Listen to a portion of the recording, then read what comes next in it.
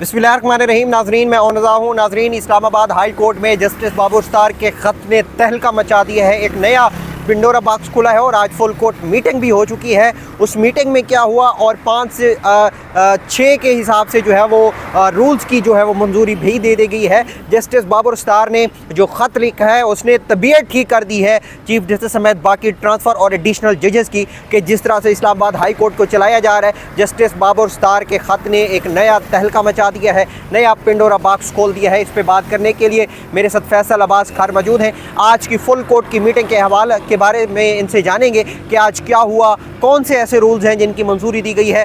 5-6 के तनासुब से ये फैसला किया गया है और जो रूल्स हैं उनको मंजूर किया गया है। इस पर बात करेंगे। फैसल, बताइएगा, जैसे एक तो जस्टिस बाबर स्टार के ख़त ने आजकल एक तहलका मचाया हुआ है। उसने जो है वो जो चीज़ें उसमें लिखी गई हैं और उसमें कहा गया, जिन चीज़ों के बारे में बात की गई, वो लगता है ऐसा कि जैसे वो शरीफ कोई बंदा हो ना, उसको छेड़ा जाए और वो चुप करके बैठा होता है। जब वो तंग पड़ता है तो वो यहाँ से पकड़ता है गर्दन से और चपेड़े लगाता है। इस खत ने भी वही चपेड़े लगाई हैं मुख्तलिफ जजेस को, जो आइन की कुर्सी पे बैठ के आइन की पामाली कर रहे थे। इस नानी याद दिला दी उन जजेस को। इस पर में आप क्या कहेंगे? अच्छा, देखें, आज की जो मीटिंग थी वो इंतहाई दिलचस्प थी और इस मीटिंग के अंदर मैं समझता हूँ कि पहली बार इस्लामाबाद हाई कोर्ट की तारीख में पहली मरतबा ऐसा हुआ है कि इस मीटिंग में ख़त लिखने वाले जजेस और ट्रांसफ़र होने वाले जजेस, वो जजेस जिनको जस्टिस सरदार इसाक खान साहब डिमोलिश स्क्वाड करार दे चुके हैं, वो जजेस आज आमने सामने थे। एक तरफ ख़त लिखने वाले जजेस बैठे थे, दूसरी तरफ 26वीं आईनी तरमीम के बेनिफिशरी जजेस बैठे थे।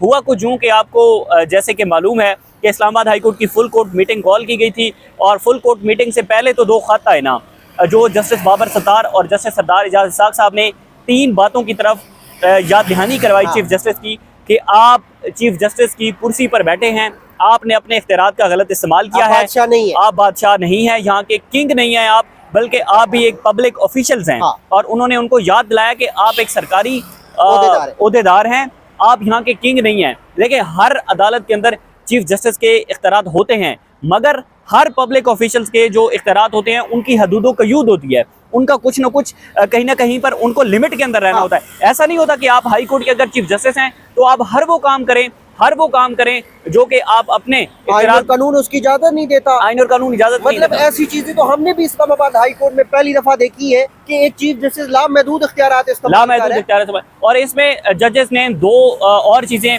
जो खत के अंदर जजेस ने याद दहानी करवाई जस्टिस सरदार अपना बाबर स्टार सरफराज जोगर साहब को। उन्होंने कहा कि आपने हमारी अदालतों से केसेस को तब्दील कर दिया, दूसरे जजेस को भेजे गए। जस्टिस बाबर सत्तार की अदालत से 800 मुकदमात जो है वो ट्रांसफर हुए हैं, उनका अभी तक कोई पता नहीं कि वो कहाँ पर हैं। और जस्टिस सरदार इसाक साहब का सिंगल बेंच अब खत्म किया गया तो इजाज इसाक के पास 1200 मुकदमात थे, यानी कि टोटल 2000 मुकदमात हैं। आप अंदाजा लगाएं कि उन 2000 मुकदमात को सुनने में कितना वक्त लगा होगा, साइलिन का कितना पैसा खर्च हुआ होगा, अदालत का कितना वक्त खर्च हुआ होगा उन 2000 मुकदमात को सुनने में। और अब उनका कोई अता पता नहीं है कि वो कहाँ पर ट्रांसफर हुए। मिसाल आप देख लें, आफिया सदीकी का केस है, कितना टाइम लगा, 3-4 साल वो केस चलता रहा। एंड में जब वो राजा इनाम अमीन मिनाफ जो एडिशनल जज है उसके पास गया और उसने कहा जी मैं उसने सुनने से इनकार कर दिया, जी लार्जर बेंच को भिजवा दिया। मतलब आप यार अक्ल हैरान है कि ऐसे जजेस जो ट्रांसफर हुए हैं और एडिशनल जजेस हैं इतने। यही तो जस्टिस बाबर स्टार ने उस खत में याद दिलाया है कि भाई सीनियर जजेस को नज़रअंदाज करके एडिशनल और ट्रांसफर होने वाले जजेस को जो है वो सारे केसेस ट्रांसफर किए गए, अहम तरीन केसेस उनके पास ट्रांसफर किए गए। मुख्तलिफ जो अब जस्टिस बाबर स्टार ने जो बहुत इंपॉर्टेंट और बड़ी अहम बात की जिसमें मेरा दिल खुश हुआ, उन्होंने जो है वो सारा समंदर जो है वो कुएं में बंद किया। उन्होंने कहा ये जो आजकल चीजें इस्लामाबाद हाई कोर्ट में हो रही हैं ये आमराना दौर में होती हैं, ऐसे ही है। तो और उन्होंने कहा की गोलियां खाई होंगी चीफ जस्टिस ने। उन्होंने कहा कि आपने उनके बात करने का आखिरी मकसद जो था वो ये था कि हमने साल लगाए इस इस्लामाबाद हाई कोर्ट को मिसाली हाई कोर्ट बनाने में, और आपने इदारे को तबाह करने में वक्त नहीं लगाया। उसकी सबसे बड़ी ये चीज़ें हैं जो हम डिस्कस कर रहे थे कि केसेस जिस तरह से दूसरी अदालतों को गए। मतलब आप देखें कि हाई कोर्ट के चीफ जस्टिस, हाई कोर्ट के जजेस का ये उसके पास इतने राइट्स होते हैं कि वो किसी भी प्राइम मिनिस्टर को अपनी अदालत के अंदर तलब कर सकता है, किसी भी ओहदेदार को घर भेज सकता है, आइनी मुकदमे के अंदर वो आइनी तशरीह कर सकता है। ये इख्तियारात होते हैं हाई कोर्ट के जज के। लेकिन इस्लामाबाद हाई कोर्ट के अंदर क्या हो रहा है कि इतने इख्तियारात रखने वाले जजेस का जो ऑर्डर है वो सिर्फ जो रजिस्ट्रार ऑफिस है वो नहीं मानता, और हाई कोर्ट का रजिस्ट्रार ऑफिस उनकी काज लिस्ट को कैंसिल कर देता वो है। तो चीफ जस्टिस से भी बड़ा सांप बना बैठा है इस वक्त। वो चीफ जस्टिस की वजह से ही बना हुआ है, जो बड़ा सांप है वो चीफ जस्टिस की वजह से ही बना हुआ है। तो इसमें ऑन रजा साहब आज की जो फुल कोर्ट मीटिंग थी वो इंतहाई दिलचस्प।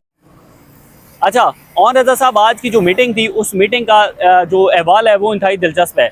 सबसे पहला सवाल तो जस्टिस अरबाब मोहम्मद ताहिर साहब से हुआ, जिनका ताल्लुक बलूचिस्तान से है, और वो बलूचिस्तान के मिसिंग पर्सन के केसेस सुनने से इनकार कर चुके हैं। यानी कि यार हैरान कौन, आप जिस ज़िले से आए हैं, जिस सूबे से आए हैं, उस सूबे के लोग 20-20 साल अदालतों के चक्कर काट रहे हैं, उनके अभी तक जो है वो वारिसीन लापता हैं, उनकी फैमिली लापता है, और जस्टिस अरबाब मोहम्मद ताहिर साहब जिनका ताल्लुक बलूचिस्तान से है वो मुकदमे सुनने से इनकार कर चुके हैं। लार्जर बेंच टूट चुका है और अभी तक लार्जर बेंच नहीं बना, यानी कि संजीदगी का ये आलम है। मैं तो आपको बताऊं, यहाँ पे मैं एक चीज ऐड करता हूँ। 14 अगस्त 2024 को जब चीफ जस्टिस आमिर फरूक किसी सिलसिले में बहर गए हुए थे दूसरे मुल्क, तो यहाँ पर एक तकरीब मुनक्किद हुई थी, उसमें हमारी जस्टिस अरबाब मोहम्मद ताहिर से 10 से 15 मिनट की एक मीटिंग भी हुई थी।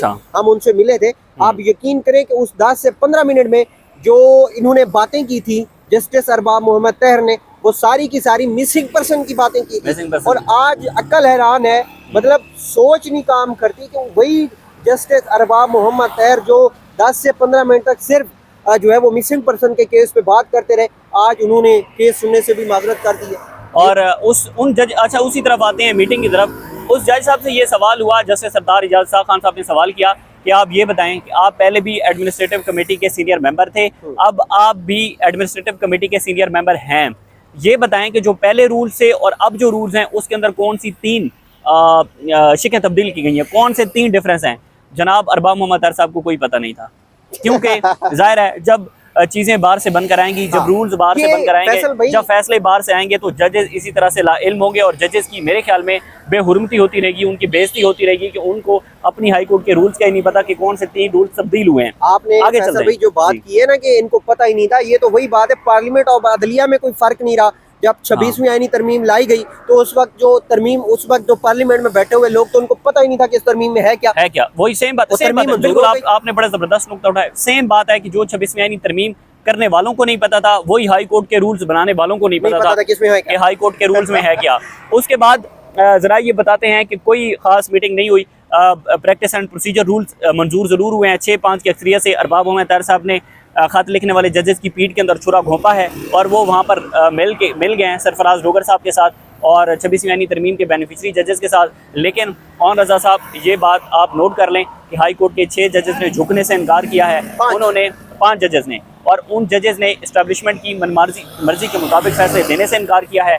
उन्होंने अपने हल के साथ वफा की है। अभी तक पाकिस्तान की पूरी अदालतों के अंदर आप यार उठा कर देख लें, आपको कहीं ऐसे जजेस नहीं मिलेंगे जो आज भी इतने जुल्म जबर और इतना सफ़र करने के बाद आज भी अपने स्टांस के ऊपर खड़े हुए हैं। 1 इंच भी वो पीछे हटने के लिए तैयार नहीं है। मैं हमेशा ये कहता हूँ कि आप जस्टिस मंसूर अली शाह साहब को देख लें, कोई इसमें शक नहीं है कि वो आज एक स्टांस के ऊपर खड़े हुए हैं। पहले नहीं थे, अब खड़े हुए हैं। अतर मिनाला साहब खड़े हुए हैं, मुनीब अख्तर साहब खड़े हुए हैं, आशा मलिक साहिबा खड़ी हुई हैं, दीगर जजेस खड़े हुए हैं जो कि इस ग्रुप के हैं। लेकिन आपने उन जजेस की अदालतों से खबरें ऐसी नहीं देखी होंगी जो हाई कोर्ट के जजेस की अदालतों से खबरें आ रही हैं। वो अपने लेटर नहीं देखोगे, वो अपने शोर शराबा नहीं देखा जो हाई कोर्ट के जजेस उठा रहे हैं। और हाई कोर्ट के जजेस से मसला ही इस्टेब्लिशमेंट को यही है कि भाई वो हमारा हुक्म नहीं मान रहे, वो 1 इंच भी पीछे हटने के लिए तैयार नहीं है। अब जो मीटिंग हुई है उस मीटिंग में आपको भी इल्म है कि बाद में एक और मीटिंग भी हुई जो कि खत लिखने वाले जजेस की हुई। मतलब 2 मीटिंग्स हुई और उस मीटिंग यकीनन अगर फुल कोर्ट मीटिंग के मिनट्स आएंगे तो जो खत लिखने वाले जजेस हैं उनसे इख्तलाफी नोट भी आएगा उनका, या हो सकता है कि उनके अलहदा से मिनट्स ऑफ द मीटिंग आए। वो सुप्रीम कोर्ट के अंदर जैसे एक आईनी बेंच है और एक गैर आईनी बेंच है, हमें तो हाई कोर्ट के अंदर अब नज़र आता है कि 26वीं आईनी तरमीम के जजेस का एक बेंच है और दूसरा बेंच आज़ाद अदलिया के जजेस का है, जो इंडिपेंडेंस ऑफ जुडिशरी पर बिलीव करते हैं और जो इस बात के ऊपर बिलीव करते हैं कि भाई मुक्तदिरा की अदालतें नहीं हैं, ये जजेस की अदालतें हैं। और आज आप देख लें पाकिस्तान की अदालतों से अवाम का एतमाद उठ चुका है। यही बात जस्टिस सरदार इजाज़ खान ने अपने लेटर के अंदर भी लिखी है कि भाई हाई कोर्ट अदालतें जो हैं वो ज़मानत होती हैं इंसानी बुनियादी हकूक़ की। और आज क्या हाई कोर्ट के जजेस अपने दिल से ये चीज़ को देखें, उसको एग्जामिन करें कि क्या वाकई हाई कोर्ट के जजेस पर अवाम का एतमाद है।